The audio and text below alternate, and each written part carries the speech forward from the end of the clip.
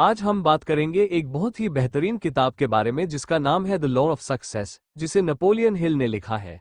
ये एक ऐसी किताब है जो आपकी सफलता की गारंटी ले सकती है अगर आपने इसमें दी सभी बातों को समझा और अपने जीवन में अमल किया।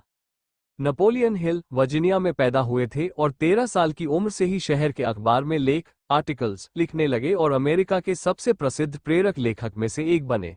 उनकी किताबें मॉडर्न मोटिवेशन की नींव बनी, खासकर की थिंक एंड ग्रो राइच उनकी सबसे ज्यादा बिकने वाली किताबों में एक है, जिसकी 2015 तक दुनिया भर में 100 मिलियन से भी ज्यादा कॉपी बिकी। ये किताब लेखक के ख्यालों की सुनहरी चाबी है। ये उन दिमागी शक्तियों के बारे में है जिनसे गोल्स को पाया जा सकता है। दर्जनों उद्योगपति, राजनयिक, डिप्लोमैट्स, विचारक और सफल लोगों का साक्षात्कार इंटरव्यू करने के बाद उन्होंने जो भी सीखा उन्हें इन 16 पार्ट लेसन्स में घोल दिया है, जिसमें मास्टरमाइंड और सक्सेस से 15 कानूनों के बारे में बताया गया है। जो लोग जीवन में सफल होते हैं वो 3 चीज अच्छे से करते हैं। सबसे पहले वो जानते हैं कि वो क्या पाना चाहते हैं और वो उसे अपने सामने रखते हैं। दूसरा, वो एक जैसी सोच वाले लोगों का ग्रुप ज्वाइन करते हैं जो मास्टरमाइंड होता है। तीसरा, वो बढ़ते रहते हैं जब तक उन्हें वो ना मिले जो वो चाहते हैं। आप जानेंगे कि सफलता उनका पीछा क्यों करती है, जो नियमों को मानते हैं। तो चलिए फिर मास्टरमाइंड और सक्सेस से 15 लॉज को डिटेल में समझते हैं। शानदार योजना बनाने वाला व्यक्ति, मास्टरमाइंड। इस चैप्टर में हिल ने मास्टरमाइंड के कॉन्सेप्ट को समझाया है। मास्टरमाइंड ढूंढा गया मनोविज्ञान साइकोलॉजी का एक नया कानून है जो सभी कमाल की व्यक्तिगत उपलब्धियों की नींव का पत्थर है। पर असल में मास्टरमाइंड क्या है? मास्टरमाइंड एक ऐसा दिमाग है जो 2 या उससे ज्यादा लोगों के सहयोग से बनता है, जो किसी काम को पूरा करने के मकसद से एक दूसरे का साथ देते हैं। हिल ने परिचय इंट्रोडक्शन को बहुत प्रैक्टिकली सोचा है। उन्होंने यूनिवर्स के स्ट्रक्चर को समझाया है, एटम्स, एयर और ईथर से शुरू करके, और फिर दिमाग की वाइब्रेशंस को दिखाया है। वाइब्रेशन मास्टरमाइंड के कॉ पिलर में से एक है, क्योंकि मास्टरमाइंड के हर सदस्य को एक दूसरे से मकसद की एकता में होना बहुत जरूरी है। अपनी एकता की व्याख्या को बताते हुए हिल बताते हैं कि कैसे अमेरिकन औद्योगिक अर्थव्यवस्था के ज्यादा प्रभावशाली डेवलपर्स या तो मास्टरमाइंड के क्रिएटर थे या सदस्य थे, जिसने उन्हें फाउंडेशनल इंडस्ट्रीज को बेहतर बनाने की ताकत दी। मास्टरमाइंड के सदस्य। मास्टरमाइंड के 5 मुख्य सदस्य: फोर्ड मोटर कंपनी के मालिक Henry Ford, prolific inventor Thomas Edison, Firestone tyre company के Harvey Firestone, Standard Oil company के SR, John D Rockefeller, US Steel Corporation के एंड्रू कार्नेगी। तो चलिए अब हिल्स और मास्टरमाइंड के दिए हुए 15 कानूनों यानी कि नियमों के विवरण को समझते हैं। एक निश्चित मुख्य उद्देश्य। ये नियम आपको सिखाएगा कि बेकार होने वाली मेहनत को कैसे बचाएं, जो ज्यादातर लोग अपनी जिंदगी के मकसद को ढूंढने की कोशिश में बढ़ाते हैं। ये पाठ आपको सिखाएगा कैसे लक्ष्यहीनता एमलेस से दूर हटे और अपना दिल और अपनी पकड़ एक निश्चित चीज जिंदगी की मकसद पर कैसे ठीक करें। एक निश्चित मुख्य उद्देश्य एक लक्ष्य से बहुत ज्यादा होता है। ये एक संभावित वास्तविकता होती है, एक सपना होता है जिसे आप आने वाले भविष्य में रियलिटी बनाने के लिए प्रतिबद्ध कमिटेड है। अपने प्रमुख उद्देश्य को असलियत कैसे बनाएं? इसके 3 स्टेप्स है। स्टेप 1, उसे लिखें। आप अपने चीफ एम को असलियत बनाने की शुरुआत करते हैं इसे एक छोटी याद रखने जा सकने वाली स्टेटमेंट की तरह लिखने से, जिसका आप लगातार रेफरेंस ले सके, जैसे कि अपने फोन की नोट ऐप पर या किसी कार्ड पर लिखकर। स्टेप 2, अपना व्यापार भी लिखें। अपने उद्देश्य के नीचे लिखें कि आप अपने उद्देश्य के बदले क्या देना चाहते हैं, जैसे कि समय, पैसा या और कुछ बलिदानों को लिखना मददगार हो सकता है जो आप बेहतर भविष्य के लिए देने के लिए तैयार है। स्टेप 3, लॉ ऑफ सक्सेस के दौरान अपने लक्ष्य को दिन में 12 बार दोहराएं। आपको अपने लक्ष्य को लगातार याद रखना है जब तक आप पर इसकी उपलब्धि अचीवमेंट का जुनून सवार न हो जाए। आत्मविश्वास। हिल्स ने इंसानियत के 6 डर के बारे में बताया है। 1, गरीबी का डर। 2, बुढ़ापे का डर। 3, बुराई का डर। 4, किसी के प्यार को खोने का डर। 5, बीमारी का डर। 6, मरने का डर। आप इन परेशान करने वाले ख्यालों से कैसे निपटते हैं?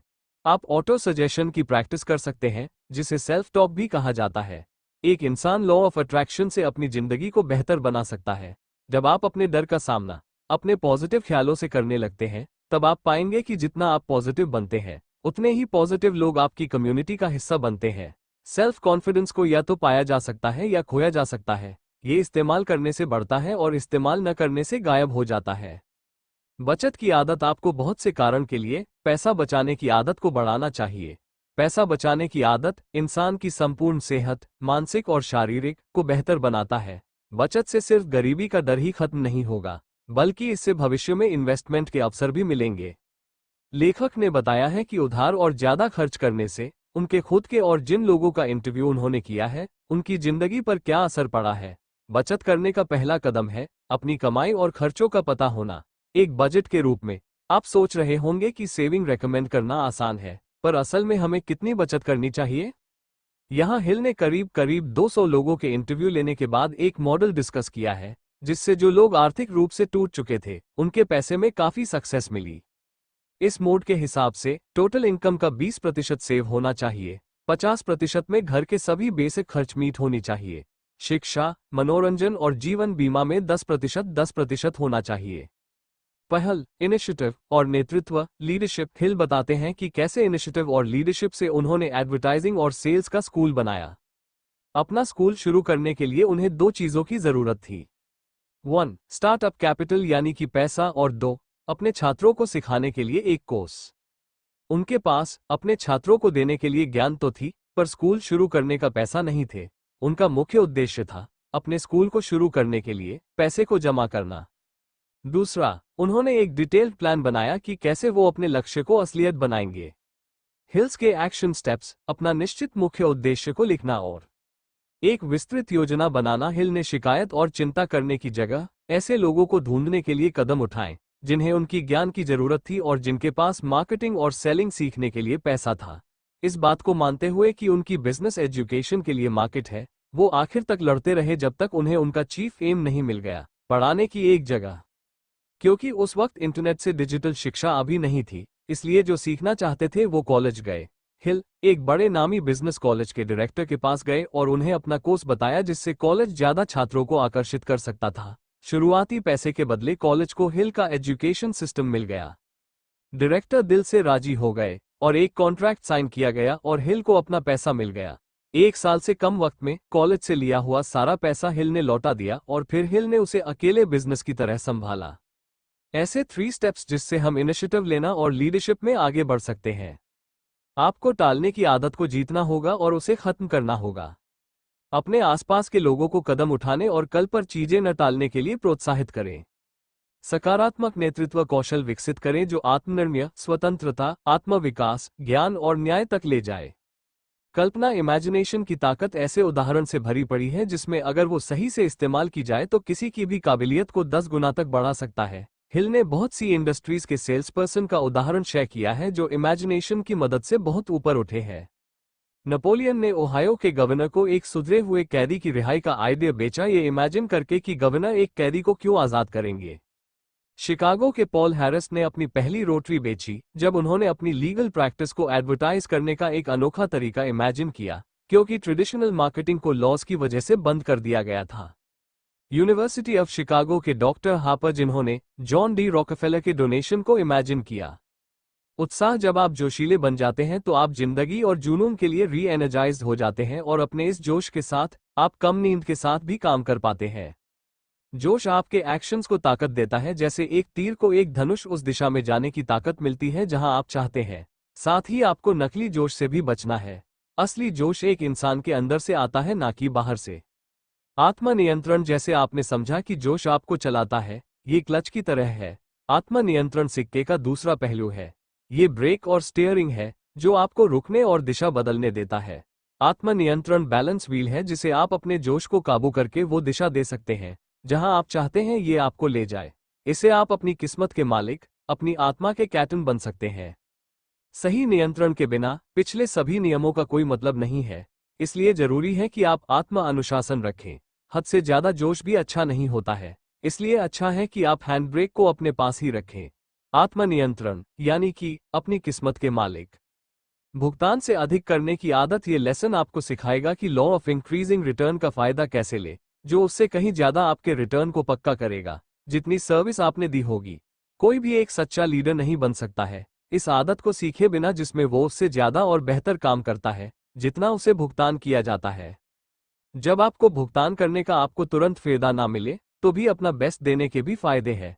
जब लेखक लॉ ऑफ सक्सेस के लिए काम कर रहे थे तब वो अंडरपेड थे, जबकि वो बेहद ज्यादा काम करते थे। पर जल्दी ही जब उन्होंने अपना कोर्स बना लिया, वो थॉमस एडिसन के एक कॉलॉग के साथ ही जिन्होंने उसे एक जज से मिलवाया जो फोर्ड मोटर कंपनी के बोर्ड के चेयरमैन थे, एल्बर्ट एच गैरी। जज ने लॉ ऑफ सक्सेस का कोर्स फोर्ड कंपनी के कर्मचारियों के लिए खरीदा और हिल की फाइनेंशियल किस्मत वहीं से चमक गई। उनका ये कोर्स बहुत से अलग बिजनेसेस ने भी खरीदा। सबसे ज्यादा रिटर्न ऑफ इन्वेस्टमेंट तब मिलता है जब आप दिए गए से ज्यादा करते हैं। लोगों को अच्छा लगता है जब आप अपनी प्लान की गई चीज में घुस जाते हैं और आपको और ज्यादा इनाम देना चाहते हैं आपके जुनून के लिए जो आप अपने काम में लगाते हैं। अगर आप काम करने की चाहत को दिखा पाएंगे तो आप खुद ही भीड़ से अलग हो जाएंगे। आउटपुट की समानता पर ध्यान देने वाला कोई भी लीडर अच्छा लीडर नहीं बन सकता है। मनभावन व्यक्तित्व एक मनमोहक पर्सनालिटी सफलता का सबसे जरूरी टूल है। और जब ये समझ के साथ मिल जाता है तो आप रुकावटों के पहाड़ों को भी हटा सकते हैं। इस सबक ने रातों रात नेताओं को बेहतर बनाया है। ये आपको सिखाएगा कि कैसे अपना व्यक्तित्व को बदले ताकि आप खुद को किसी भी तरह के माहौल या किसी दूसरी शख्सियत में इस तरह ढाले कि आप हावी हो सके। आकर्षित लोगों से डील करना ज्यादा अच्छा लगता है, इसलिए कंपनीज की ड्रेस कोड और कुछ प्रतिबंधात्मक नीतियां होती हैं ताकि उनके स्टाफ तक ग्राहक ज्यादा आसानी से पहुंच सके। एक आकर्षक आदमी जानता है कि कैसे लोगों को अपने सर्कल में लाना है। चार्म और मैग्नेटिक पर्सनालिटी वो हथियार है जिनसे पोटेंशियल क्लाइंट्स पर काबू किया जा सकता है, जिससे वो आप पर ज्यादा भरोसा करते हैं और आपको बिजनेस देते हैं। एक साफ सुथरी उपस्थिति सारा फर्क ला सकती है। कोई भी एक मुहफ़्फ़त और बदतमीज इंसान से बात नहीं करना चाहेगा। तेज दिमाग और आकर्षण किसी भी बिजनेस की रुकावट को तोड़ सकता है। एक सफल इंसान की प्रोफेशनल अपीयरेंस को विकसित करें ताकि सफलता आसानी से मिल सके।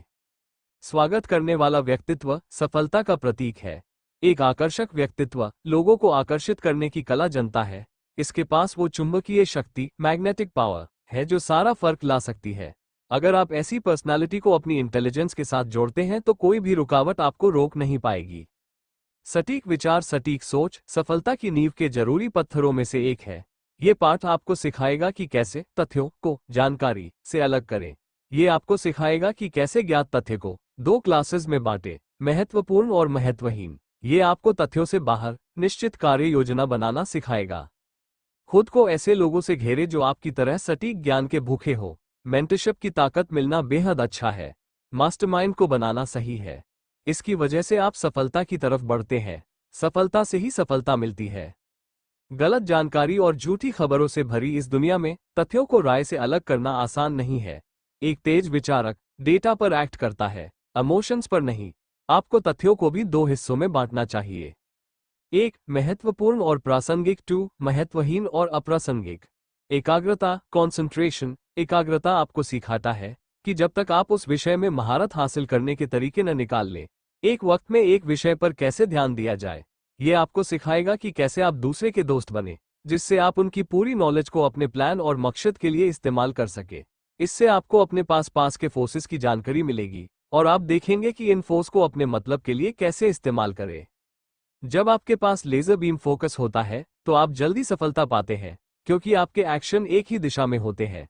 जब आपका एक निश्चित उद्देश्य नहीं होता है तो आप यहाँ वहाँ भटकते रहते हैं। एक टारगेट फिक्स करें और चलें। सफलता पैरों के निशान छोड़ती है। ये आपका कर्तव्य है कि आप उन निशानों को ढूंढें जब तक आप अपनी मंजिल तक न पहुंच जाए। सहयोग आपको टीम वर्क सिखाएगा। ये लेसन आपको सिखाएगा कि कैसे अपनी मेहनत को दूसरों की मेहनत से मिलाएं ताकि जलन लड़ाई खत्म हो जाए। आप तलाशेंगे कि जो उस काम में लगे लोगों ने सीखा है उसे कैसे इस्तेमाल करें। सक्सेस माइंडेड लोगों का आपका अपना एक सर्कल बनाएं जिसे मास्टरमाइंड कहा जाता है। ऐसे लोग जो लगातार आपको सफलता के लिए प्रेरित करेंगे। उससे पहले ये सोचें कि आप बदले में इन लोगों को क्या देंगे। कभी कभी टॉप तक ले जाने वाली अकेली सड़क पर किसी का साथ होना अच्छा होता है, पर उन लोगों को चुनें जिन्हें आप साथ ले जाएंगे। आपकी टीम से आपकी भूख, आपकी ड्राइव और परसिस्टेंस गूंजनी चाहिए। सुस्त दोस्तों को छोड़ दे। अपनी सक्सेस की हंटर्स टीम को वैसे ही सपोर्ट करें जैसे वो आपको सपोर्ट करते हैं। अपने एक्शन को कोऑर्डिनेट करें और एक दूसरे को एनर्जी दें ताकि आप रोज ज्यादा से ज्यादा मोटिवेट हो सके। असफलता का फायदा आपको सिखाएगा कैसे अपने अतीत और भविष्य की असफलताएं और गलतियों को सीढ़ी बनाएं। ये आपको असफलता और टेम्पररी हार का फर्क बताएगा। ये ऐसा फर्क है जो बहुत बड़ा और जरूरी है। इससे अपने और दूसरे के फेलियर्स का फायदा कैसे उठाया जाए, आप ये भी सीखेंगे। ज्यादातर फेलियर्स सिर्फ टेम्पररी हार होते हैं। जितना बड़ा कदम आप उठाएंगे उतना ही आप सीख पाएंगे। कि कौन सी तकनीक काम करेगी और कौन सी नहीं।